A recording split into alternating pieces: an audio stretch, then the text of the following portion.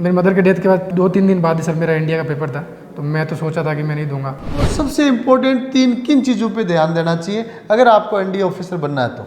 यदि मेरी वाइफ गुजर गई तो मैंने मेरे बेटे के ऊपर पढ़ाई का कोई असर नहीं होने दिया। उसको मैंने समझाया, बेटे तेरे मम्मी की तमन्ना थी कि तू ऑफिसर बने। जो कि मेरे को लग रहा था कि ग्रुप में जब भी मैं बैठता हूँ तो मैं अपना आप को एक्सप्रेस नहीं कर पाता हूँ। डिफेंस में अफसरों के रुतबे बड़े तकड़े होते हैं। जो रुतबे में रहता है उसको पता नहीं रहता मेरा रुतबा है, लेकिन जो उसको देखता है उसको पता रहता है कि रुतबा है। मीन्स एसएसबी इंटरव्यू में आप एक भी शब्द बोल रहे हो तो उस शब्द के पीछे की इंफॉर्मेशन का कलेक्शन आपके पास होना चाहिए। नमस्कार, एनडीए सक्सेस स्टोरीज का सिलसिला जारी है और आज हमारे बीच में है विजय प्रजापत। पाली जिले के छोटे से गांव फालका के चंपालाल जी प्रजापत का बेटा विजय प्रजापत एनडीए 147 में रिकमेंड हुआ है और आने वाले समय में एनडीए ज्वाइन करने वाला है। विजय के सपने बड़े थे। पिताजी इंडियन आर्मी से रिटायर्ड हैं, सैनिक हैं, और मैं बार बार कहता हूं कि सैनिकों के बच्चे, सिपाहियों के बच्चे जब अफसर बनते हैं तो खुशी का ठिकाना नहीं रहता। तो मैं डिस्कशन को आगे बढ़ाऊं उससे पहले सबसे पहले विजय आपसे ही चाहूँगा अपने और परिवार के बारे में बताएं। सर मेरे पापा इंडियन आर्मी में ऑफिसर थे। उसके बाद 2001 में रिटायरमेंट होने के बाद उन्होंने एक दुकान गांव में चलाई थी सबसे पहले, क्योंकि गांव में सर हमारे कोई दुकान थी नहीं, लोगों को बाहर जाना पड़ता था जी। तो उन्होंने सबसे पहले गांव में दुकान खोली थी। उसके बाद भी सर किसानी भी करते हैं मेरे पापा, साथ में किसानी भी है। सर मेरी मदर हाउसवाइफ थी। Last year due to a sudden heart attack she demised. And मेरी 2 एल्डर सिस्टर्स हैं सर, दोनों मैरिड हैं। विजय के पापा जी चंपालाल जी से हमारा डिस्कशन हो रहा था, कहते कि बेटा और हम दोनों ही हैं। देखिए, कोई भी किसी भी तरह की विषम परिस्थिति हो, जब जज्बा बहुत अच्छा करने का हो, ठान लिया हो, तो निश्चित रूप से सफलता मिलती है। और विजय ने एनडीए एसएसबी जो देश की उच्च प्रतिष्ठित रिटर्न एग्जाम प्लस इंटरव्यू माना जाता है, उसमें फाइनली सेलेक्ट विजय हुआ है। तो विजय, अगला मेरा सवाल ये है कि यूपीएससी की एग्ज़ाम को क्लियर करने के लिए, एनडीए यूपीएससी के लिए आप सबसे महत्वपूर्ण टिप्स बताएं। अगर यूपीएससी पेपर की बात करेंगे तो सबसे पहले मैं यही कहूँगा कि आप जैसे भी स्टार्ट करने वाले हो कि एम बना लिया आपने, सबसे पहले मेक एन एम कि हाँ चलो मुझे जाना है एनडीए। उसके बाद आप सबसे पहले सिलेबस को उठाओ। उसके बाद सिलेबस के बाद जो प्रीवियस ईयर क्वेश्चन पेपर है उनको सॉल्व करो। आपको लग रहा है कि चलो ठीक है ये मैं कर सकता हूँ, वो कर सकता हूँ, उसके बाद सिलेबस को स्टार्ट कर दो आप बिल्कुल। और जिस हिसाब से कंटेंट यूपीएससी की साइट पे कंटेंट अवेलेबल होता है with questions wise, you will get to know that इस चैप्टर्स के कितने क्वेश्चन आ रहे हैं, तो उस अकॉर्डिंग प्रिपेयर करो। जिस चैप्टर के ज़्यादा क्वेश्चन आ रहे हैं उसको ज़्यादा टाइम दो, उसके ज़्यादा क्वेश्चन सोल्व करो ताकि ज़्यादा से ज़्यादा क्वेश्चन अटेम्प्ट हो पाए अपने। मीन्स आपके पास एक अच्छी स्ट्रेटजी होनी चाहिए, सिलेबस हो, प्रीवियस ईयर पेपर हो और मार्किंग स्कीम हो। तीनों को अगर आप साथ लेके चलेंगे तो आप तौल सकते हैं, वजन देख सकते हैं कहाँ कहाँ क्या क्या वेटेज देना होता है। एसएसबी का इंटरव्यू आप भी मल्टीपल टाइम्स आपने ट्राई किया, फाइनली सक्सेस हासिल की, बहुत बड़ी अचीवमेंट है। फाइनल अंत भला तो सब भला कहा जाता है। लेकिन आप बताएं, एसएसबी इंटरव्यू में रिकमेंड होने के लिए एक कैंडिडेट में बेसिकली कौन कौन सी क्वालिटी होनी चाहिए? क्वालिटीज़ सबसे पहले मैं तो ये कहूँगा, अगर आप स्कूल में हो तो हर चीज़ में परफॉर्म करने की कोशिश किया करो, क्योंकि जनरली जो कैडेट्स सही होते हैं स्पीकिंग में बोल नहीं पाते, वो डिबेट डिक्लामेशन में हर चीज़ में पीछे ही रहते हैं, अपने आप को आगे नहीं करते पार्टिसिपेट करने के लिए। तो मैं उन कहूँगा उन चीज़ों में आप बिल्कुल पार्टिसिपेट कीजिए, जाइए।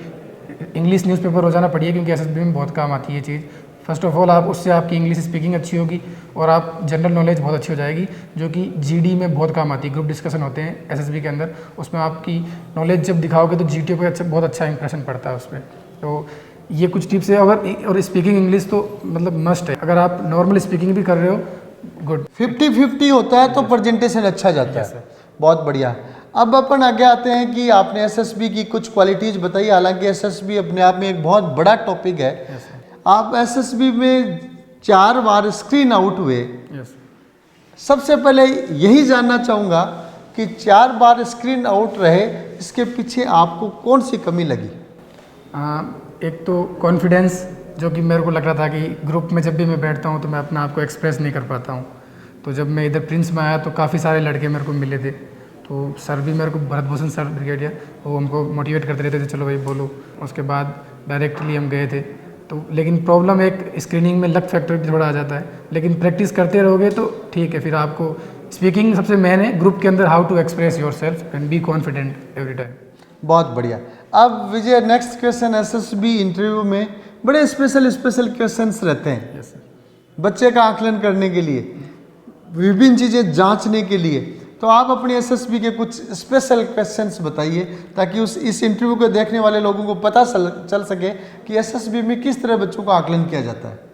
जैसे उन्होंने सर ने जाते ही सबसे पहले मेरे से पूछा था, who is your best friend, how many best friends you have. तो मैंने कहा I have so many friends and I have big friend circles. तो बोला कुछ 5-6 जनों के नाम बताओ। तो मैंने अपने दोस्तों के नाम बताए। सर ने बोला इनकी हर एक की क्वालिटी बताओ 3-3। तो उस टाइम मैंने बताई सबकी 3-3 क्वालिटी। और सर ने कहा इनमें से बेस्ट फ्रेंड कौन सा है आपका। तो एक का नाम बताया मैंने, जो कि यहीं से रिकमेंड हुआ है प्रिंस अकेडमी से, हम दोनों साथ में आए थे जी। मैंने उसी का नाम लिया था और उसकी 3 क्वालिटी सुन ली। ओके ठीक है, क्वालिटी सुन ली। अब बताना है कि वो क्वालिटी ऐसी क्यों है, कोई मतलब एग्जाम्पल देना हर क्वालिटी का एक। अगर एक से ज़्यादा बोलने को बोले तो पक्का अपने को एक एग्जाम्पल देना पड़ेगा। जैसे मैंने कहा था कि वो हेल्पफुल है काफ़ी, तो मैंने बताया था कि वो किस तरीके से हेल्पफुल है। जब मेरी सर इंग्लिश वीक थी, जब मैं 6th क्लास में गया था हिंदी मीडियम से स्कूल से, और हम साथ में थे, तो उसने मेरे को हेल्प की थी always to improve my grammar also, to speaking also. And जब कभी भी मैं मुसीबत समय में था, जब मेरी मदर डिमार्ज हो गई थी, तब भी वो मेरे पास आया था। मेरी मदर के डेथ के बाद 2-3 दिन बाद ही सर मेरा इंडिया का पेपर था, तो मैं तो सोचा था कि मैं नहीं दूंगा, लेकिन उसने आके मेरे को मोटिवेट दिया। मैंने रिटर्न मीन्स देखिए, आप जान सकते हैं, पूछा जाता है कि आपके कितने दोस्त हैं और दोस्त की 3-3 क्वालिटी प्रत्येक दोस्त की बताएं, और बेस्ट फ्रेंड है उसकी क्वालिटीज अलग बताएं। तो ये सब चीज़ें मीन्स बड़ी सिंपल चीज़ें पूछी जाती हैं, लेकिन सब लॉजिकल होती है, सब में राज होता है, कहीं ना कहीं कोई ना कोई टेस्टिंग होती है, आजमाया जाता है कि बच्चे में क्या क्या क्वालिटीज़ है। बहुत अच्छा क्वेश्चन विजय आपने बताया। अगला कोई और इम्पोर्टेंट क्वेश्चन एसएसबी का बताएं। सर मैक्सिमम आईओ हमेशा ये पूछेंगे विच गेम यू प्ले। अगर आप कोई एक गेम का नाम बता रहे हैं, मैक्सिमम कैंडिडेट्स क्या करते हैं, कोई गेम बता दिया, फिर सर सीधा उस गेम के अंदर घुस जाते हैं। मतलब वो उससे रिलेटेड आपसे क्वेश्चन पूछेंगे कि ये बताओ वो बताओ, तो उस टाइम वो उसको टैकल नहीं कर पाते। तो जो भी आप गेम खेलो उसके बारे में पूरी नॉलेज लेके जाओ। जैसे कि मैं वॉलीबॉल खेलता था, बास्केटबॉल और शॉर्ट पुट, एथलेटिक्स में मैंने पार्टिसिपेट किया जी। तो उसके बारे में मेरे से सर ने सब कुछ पूछा था। हाल अभी प्रीवियस ओलंपिक्स हुए थे, उनके बारे में भी, उनके मतलब एक्यूरेट शॉर्ट पुट में क्या थ्रो था, वर्ल्ड रिकॉर्ड क्या है, वो सब मेरे से पूछा था। सर ने बोला था वॉलीबॉल कौन जीता है, वुमेन्स में, मेंस में, तो उसकी पूरी नॉलेज लेके जाओ। डायमेंशंस कितने वॉलीबॉल कोर्ट के, बास्केटबॉल कोर्ट के, शॉर्ट पुट का वेट कितना होता है, मेंस कैटेगरी का अलग, वुमेन्स कैटेगरी का अलग, शॉर्ट पुट बना किससे होता है, तो ये चीज़ें मतलब पूरी नॉलेज लेके जो गेम आपने बोल दिया उस गेम की स्पोर्ट्स, नॉन स्पोर्ट्स, सब पार्ट ऑफ व्यू से आपको जानकारी होनी चाहिए। बहुत अच्छी बात है। मीन्स एसएसबी इंटरव्यू में आप एक भी शब्द बोल रहे हो तो उस शब्द के पीछे की इंफॉर्मेशंस का कलेक्शन आपके पास होना चाहिए। बहुत अच्छा विजय। अब नेक्स्ट मैं पूछना चाहूँगा, एसएसबी के लिए आजकल बड़ा बच्चों में क्रेज रहता है, एनडीए एसएसबी की तैयारी के इच्छुक बच्चे भी बहुत होते हैं, तो उन बच्चों को सबसे इम्पोर्टेंट किन चीज़ों पे ध्यान देना चाहिए अगर आपको एनडीए ऑफिसर बनना है? तो फर्स्ट ऑफ ऑल मैं कहूँगा कि अगर एसएसबी निकालना है तो सबसे पहले जो रूटीन आपने बनाया है उस पर हमेशा डटे रहो। मतलब ऐसा नहीं है कि आज फॉलो किया कल नहीं करूँगा। Make a routine and follow it, and for communication purpose make a group and start discussing A topic every time. हमेशा मतलब दिन में ये बना लो शाम को एक टॉपिक लेंगे, दोस्तों के साथ डिस्कस करेंगे। उससे क्या होगा, आपकी जनरल नॉलेज भी बढ़ेगी, आपको दूसरों के आइडियाज़ पता चलेंगे और आपकी स्पीकिंग बहुत अच्छी हो जाएगी। और एक हॉबी बना लो, तीसरी चीज़ ये, एक हॉबी बना लो, उसको फॉलो करो रोज़ाना, उसको अपने रूटीन के अंदर डालो, उसको रोज़ाना फॉलो करो। चाहे वो हॉबी छोटी से छोटी हो, चाहे अगर आप कुकिंग पसंद है तो कुकिंग करो, पेपर कटिंग करते हो तो पेपर कटिंग करो, न्यूज़पेपर रीडिंग होती है तो न्यूज़पेपर रीडिंग डेली करो।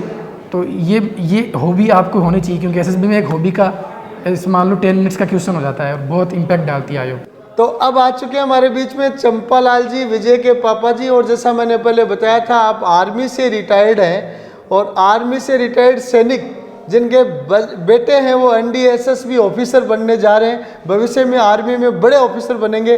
चंपालाल जी आप बताएं, सैनिक आप हैं और बेटा ऑफिसर बनने जा रहा है। बहुत खुश हूँ सर, मैं जी बहुत खुश हूँ कि मेरी जो ये तमन्ना थी कि मेरा बेटा ऑफिसर बने, और मैंने उसको ऑफिसर बना दिया। बहुत अच्छा। तो चंपालाल जी, अक्सर अपन देखते हैं डिफेंस में अफसरों के रुतबे बड़े तकड़े होते हैं। जो रुतबे में रहता है उसको पता नहीं रहता मेरा रुतबा है, लेकिन जो उसको देखता है उसको पता रहता है कि रुतबा है। तो फौजी अफसरों के रुतबे थोड़े बताएं क्या क्या रहते हैं?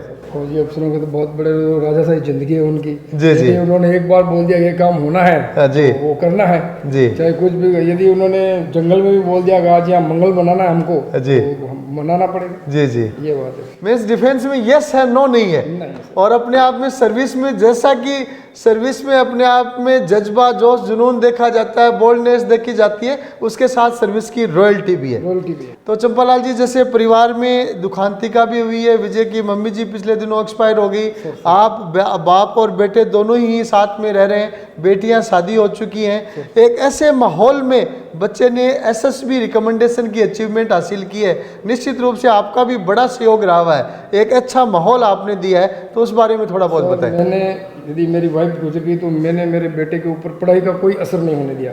उसको मैंने समझाया बेटे जो होना था हो गया, और मेरी और तेरी मम्मी की तमन्ना थी कि तुम ऑफिसर बने जी। और तुम अपनी पढ़ाई जारी रखो, तो उसने अपनी पढ़ाई जारी। और बेटे ने मम्मी को सच्ची श्रद्धांजलि सिलेक्शन लेकर दी है। जी। तो चंपालाल जी फिर बताएं कि जैसे पाली का एरिया है, पाली का एरिया एजुकेशन में मध्यम सा ही माना जाता है, है ना? और उस इलाके में जैसे अभी विजय का सिलेक्शन हुआ है, तो इससे देख के बहुत सारे बच्चे प्रेरित होंगे। तो आप अपने लोकेलिटी के बच्चे मान लो, चाहे चारों तरफ के बच्चे मान लो, उनको पढ़ाई के बारे में क्या संदेश देना चाहेंगे? उन बच्चों को मैं यही बोलूँगा कि जब एक गांव का बच्चा अफसर बन सकता है तो आप लोगों में क्या कमी है, उनको बताएं। सिक्कर के अंदर एक स्कूल है, वहाँ पर आप जाइए और वहाँ अच्छा एजुकेशन है, वहाँ आपको हर प्रकार की गाइडलाइन मिलेगी। एजुकेशन अपने आप में कहा जाता है कि देखो, परिवार की मान लो, एरिया क्षेत्र की मान लो, सकल सूरत चेंज कर देती है। और इसलिए मैं भी हर जगह जहाँ पे भी जाता हूँ, हर जगह एक ही चीज़ कहता हूँ कि अपने बच्चों को चाहे कहीं पे भी पढ़ाओ, लेकिन पढ़ाओ, किसी भी अच्छी जगह पढ़ाओ, लेकिन पढ़ाओ जरूर, बच्चों को पढ़ाना जरूर। जी, थैंक यू। तो last question from Vijay. Yes sir. Vijay, आपकी तरफ से very special message regarding the SSB aspirants. According to me, don't lose hope. Keep on working hard. You will definitely going to crack SSB. बहुत बढ़िया। तो मैं विजय और चंपालाल जी दोनों बाप और बेटे को बहुत बहुत बधाइयाँ देता हूँ, और साथ में डिफेंस फोर्सेज में उज्जवल भविष्य की शुभकामनाएं करता हूँ। पुनः बहुत बहुत बधाइयाँ। धन्यवाद।